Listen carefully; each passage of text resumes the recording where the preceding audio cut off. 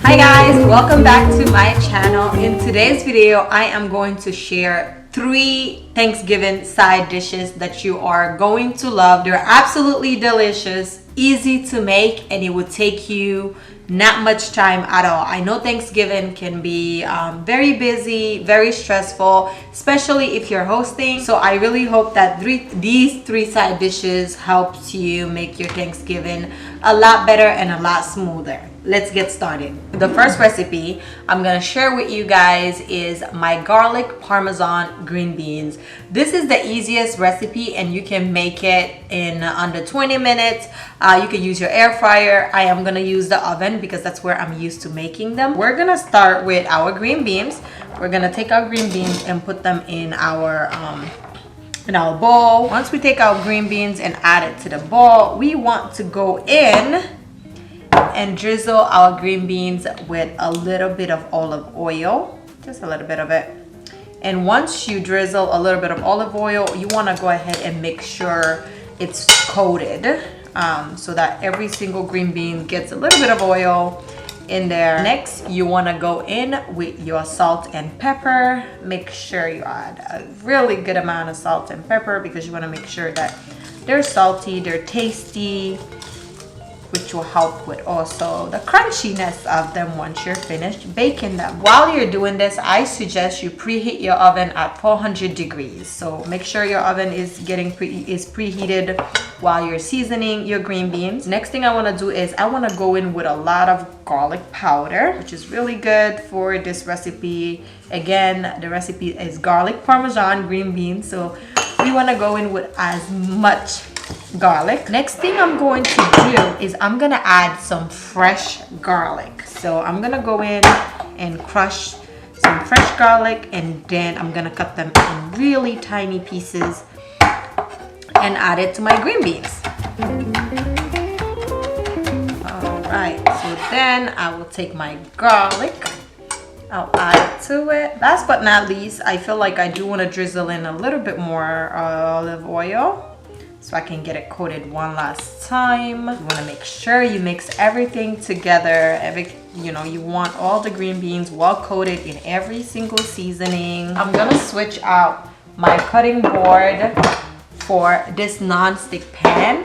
If you don't have a non-stick pan, I suggest getting any pan that you have, spraying it with like the non-stick spray, and then transferring your green beans onto the pan.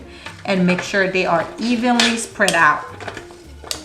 There we go. Make sure your green beans are spread out on your pan. And we are going to go ahead and put this in the oven at 400 degrees between 20 to 25 minutes. That's the first step. And once our green beans are baked and ready, I'll show you guys what the next step is.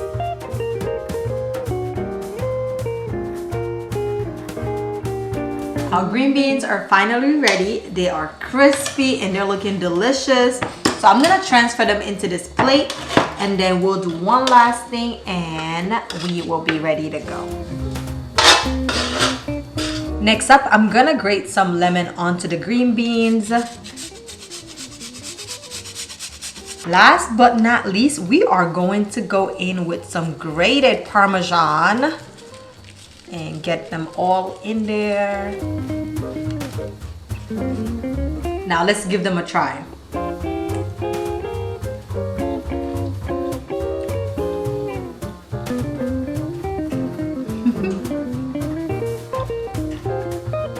These are absolutely delicious. Your guests are going to love them.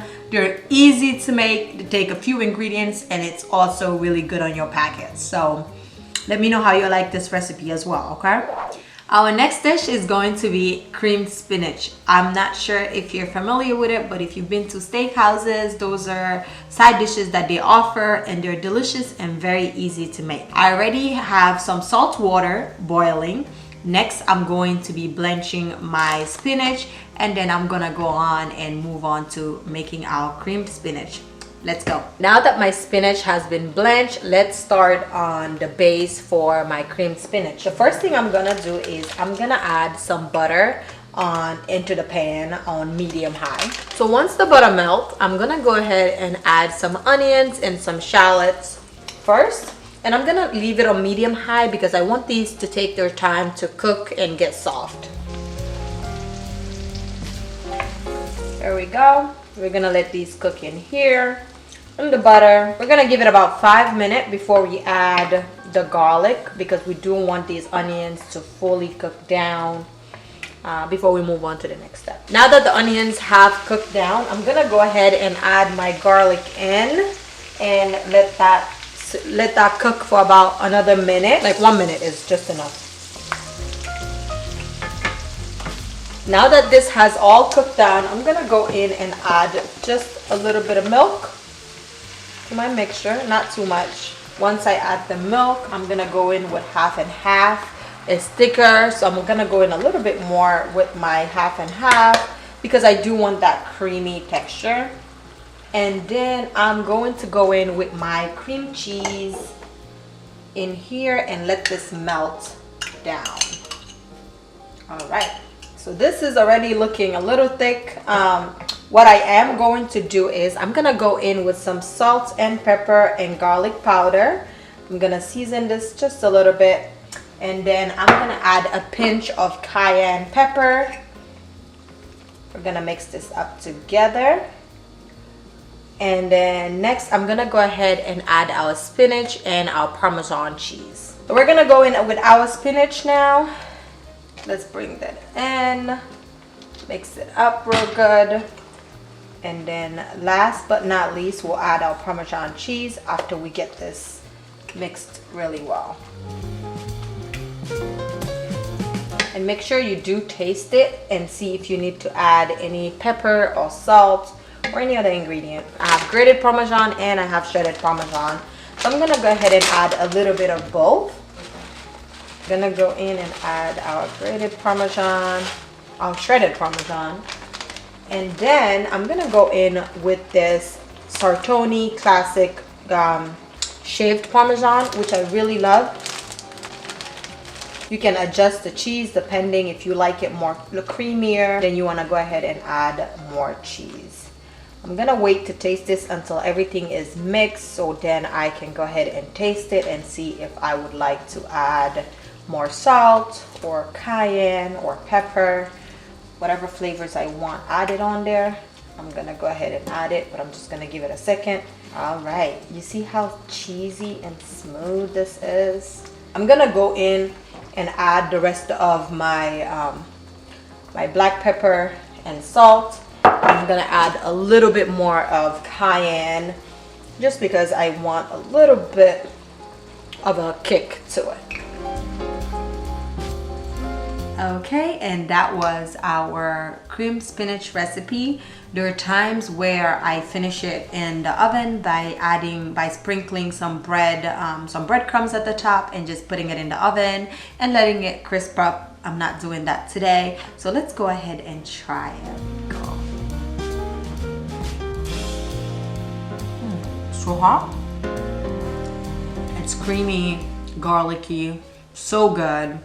So I hope you guys give this recipe a try, and if you do give it a try, let me know how you like it. We are down to our last dish, and this is one of my favorite all-time sides. It is a sweet corn pudding. I first had this dish in New York at the STK Steakhouse. So if you're familiar with STK, you've gone there, you probably have had their famous corn pudding. I started making this about 5 years ago and I never stopped. Like every single time I need different sides, this is a winner. Everyone is always super excited whenever I make this. So let's go ahead and start making this dish.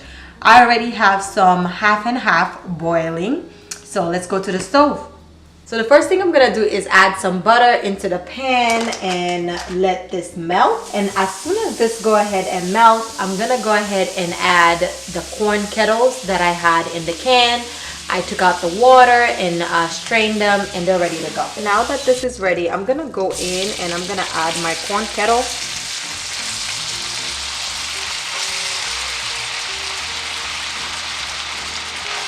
And I'm gonna saute my corn kettle for a few minutes, about 3 to 5 minutes. Next, I'm gonna go ahead and add some salt and pepper. My cream is now warm, so I'm also going to add a little bit of cream and let this simmer down together. I do have some remaining cream that I'm keeping just in case I actually need to come back in and put this later on. So we'll let this simmer down for like about another 5 minutes.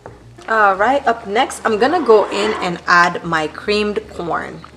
So I'm gonna add my creamed corn to the mixture. I had 2 cans of that. So the first can went in. I'm gonna go ahead with the second can of creamed corn. And then I'm gonna go in with some cornmeal just to thicken it up just a tiny bit, not much. Make sure you are whisking together so that it's not creating some lumps. You could use a whisk if you have one, but you can also just use a regular spatula, but just make sure you are whisking it perfectly together. Now that this is done, you're gonna go in with half a cup of sugar. This is a good time to taste and see what the flavor is like. It's good, but in this case I want to go in and add just a little bit of sugar and salt and pepper.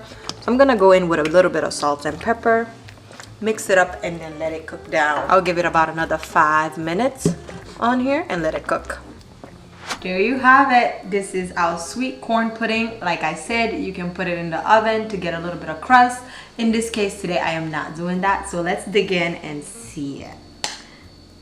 This is so hearty, by the way. It's hot, so give me a second.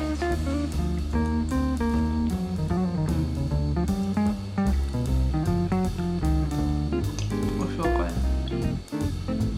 It's salty, it's savory. It's sweet and savory, and it's really delicious. This is a very hearty meal, definitely very filling, and it's the perfect side dish to any Thanksgiving meal. I hope you guys enjoy this video, and I hope you try all 3 recipes. Let me know if there are any other recipes that you would like to try, and I hope you all have a happy Thanksgiving. See you later.